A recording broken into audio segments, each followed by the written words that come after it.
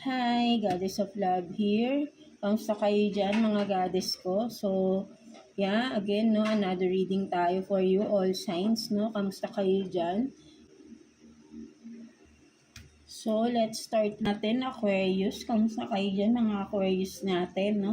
So, let's see ano yung dapat nyong i-confess, aminin sa sarili ninyo, na kasalanan ninyo, na hinintay na din ni universe para mapatawad na kayo and ng mga tao sa paligid ninyo kung gusto nyo man na para mawala na yung bigat, diba, ng mga Aquarius natin. So, let's see. Kuha tayo dito ng 4 cards for you, Aquarius. Let's see, ano yung dapat mong i-confess sa sarili mo na kasalanan mo, no, na mga pagkakamali ninyo, mga Aquarius natin. Let's see, na hindi nyo maamin-amin sa sarili ninyo. No, tingnan natin. Patay ng 4 cards, no? Wait lang, tumatalon yung mga cards ninyo. No? 2 more cards for Aquarius.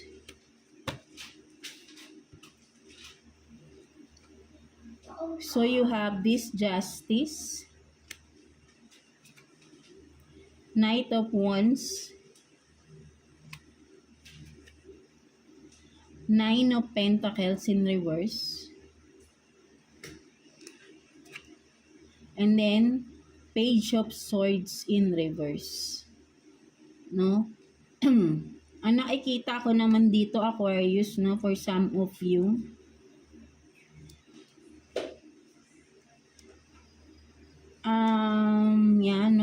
meron ditong may specific person ka ba na parang sabihin natin na nakaalitan mo, Aquarius, no, recently or sa past, no? At yan, naapektuhan dito kasi, no, naapektuhan yung iyong kabuhayan, no, for some of you, no, Aquarius natin, no? Parang you are seeking for justice or sabihin natin ng kasi nagkaroon ka dito ng no, ng siguro nag-invest ka ba, no, for some of you, may pinag-investan ka ba or may nag-invest ba sa inyo, no? Hindi ka nag-isip ng maayos dito no? Parang padalos-dalos yung naging desisyon mo agad rito, no? At nagkaroon ng lokohan, no, regarding sa pera, no?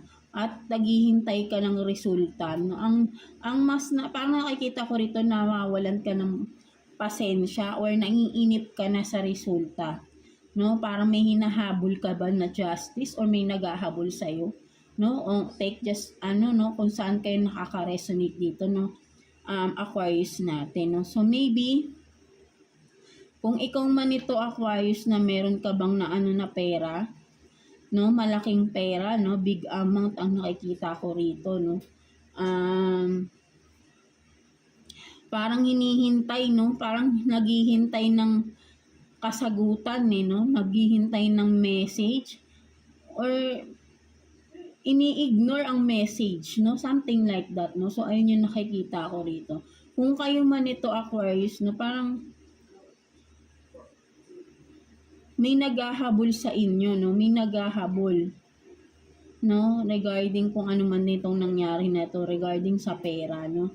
Aquarius natin, no? Parang ini-ignore mo with the Page of Swords in reverse, ini-ignore mo yung mga messages, tawag, kung ano man ito na nagre-reach out sa'yo, ini-ignore mo, no? Ang nakikita ko rito, para matapos na ito, Aquarius, no? Aminin mo na, no? Harapin mo kung ano man ito na issue na ito, no, para matapos na, magkaroon na rin ng clarity again, no, with the justice, no, para magkaroon na ng clarity, no, kasi hindi kayo nag-uusap ng person na ito, no, parang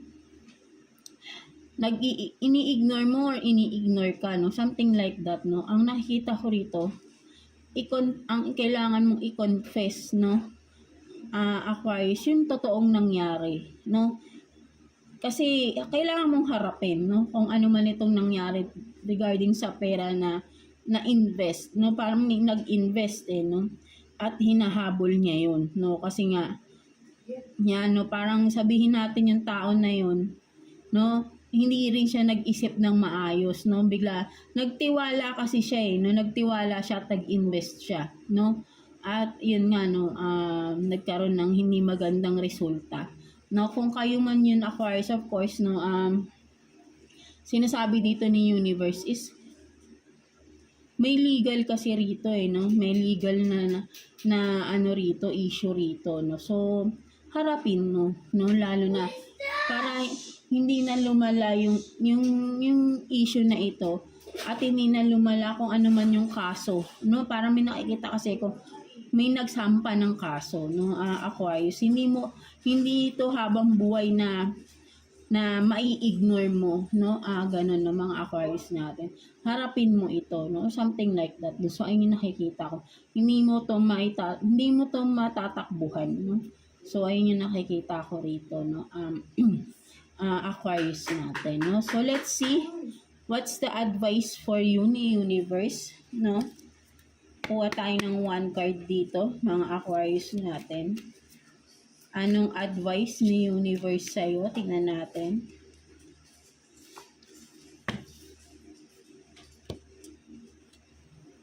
So, you have this elevate.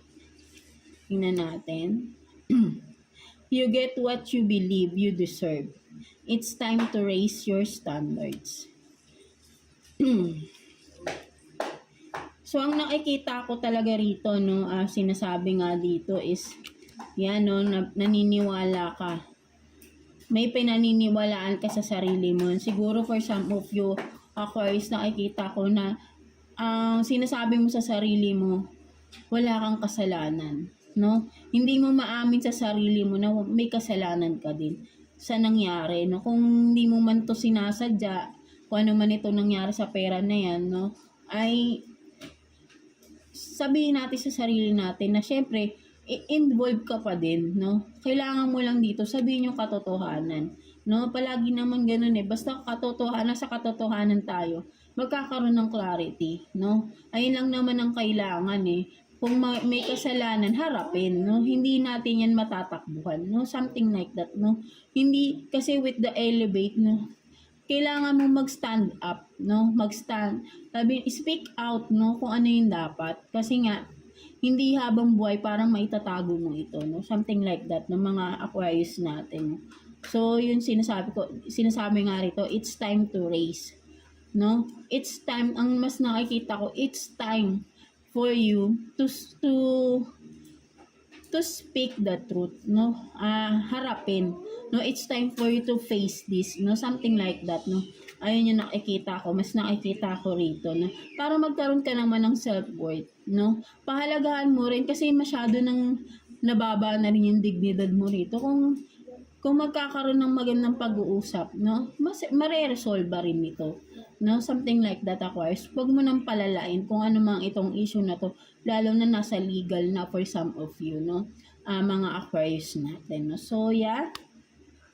That's it for you, mga Aquarius, no? So, kung sino man yung naka-resonate dito, no? Sana ay harapin mo na, no? Para matapos na rin itong issue na ito, no? At hindi na lumala, lalo na nasa legal na again, no? So, yeah, that's it for you. So, thank you for watching. God bless you all. Thank you for watching, Aquarius.